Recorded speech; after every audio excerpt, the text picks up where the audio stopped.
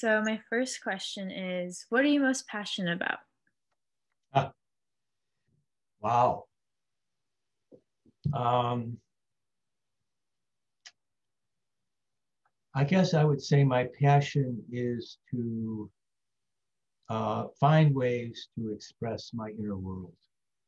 That is often confusing and difficult and complex, and and to try to find ways to kind of put that out in the world in a variety of ways. So, with my music, with the poetry I write, which I'm really into since I retired, and prior with um, like I spent 4 years crazed studying and writing about the Holocaust by bullets.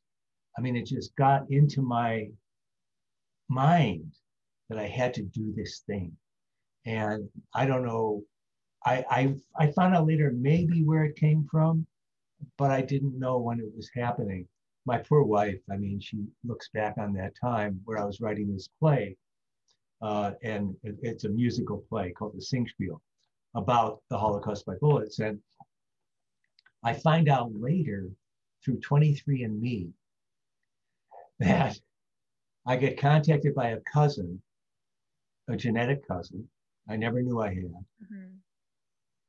with the same name, last name as my mother's maiden name. Oh. So I contacted her. Turns out that she's from that part of the family, which is from around Kiev in the Ukraine.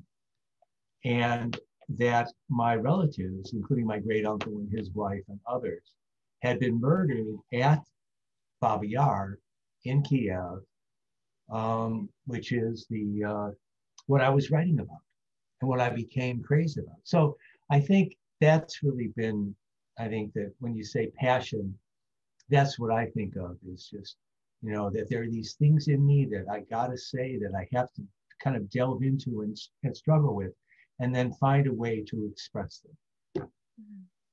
Like that, music, the social world, the crazy social world, and the idiocy of politics and all that stuff. Do you have a message you live by and that you would like to share to the younger generation or just people in general? Well, I think that my kind of social morals were developed in the 1960s and early 70s. And I would say my kind of moral and ethical leader is Dr. Martin Luther King. And so the message I live by is that message of do not do unto others that which you would not have done to yourself. But more than that, and as that expands in Dr. King's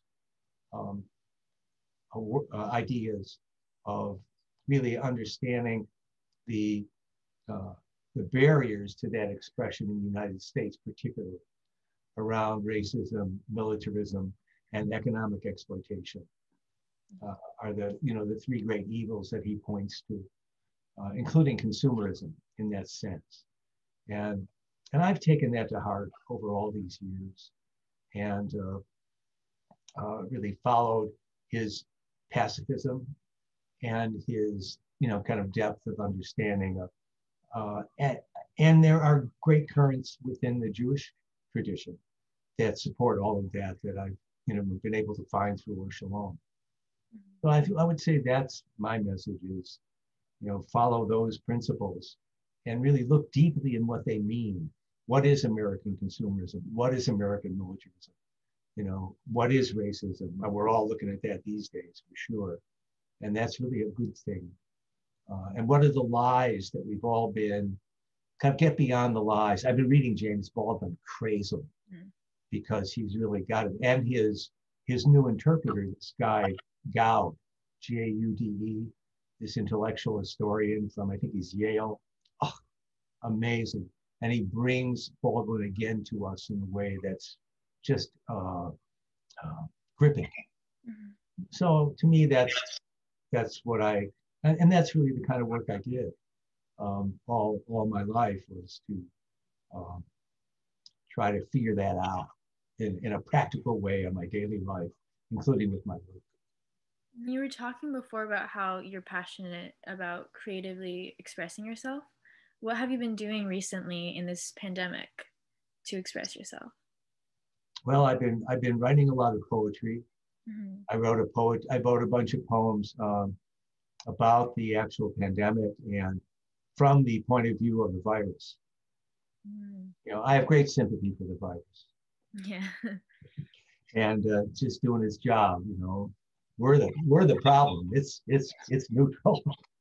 Um, so I've been doing that, and also about the kind of um, uh, social stresses that are on us now, Yeah. including this last bombing in Nashville, and those white guys who apparently get all twisted in their minds Mhm.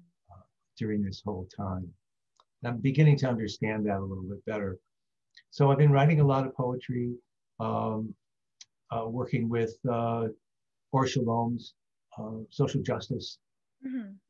groups in a variety of ways that have been very fulfilling during this time, even during the lockdowns of COVID. You know, so you know, to keep up that working toward those goals, and that gives me great solace. And the thing about it is, and I will say this very strongly, you meet really amazing people when you start doing this stuff. So my human rights work in prisons, I would have never met people like this, you know, that I met and learned to love and to appreciate, to find teachers. Um, One of my great spiritual teachers is a convict who just can't get out of prison. We can't get him out for a variety of reasons, but I mean, he says, I mean that would have never occurred to me had I not kind of pursued these avenues.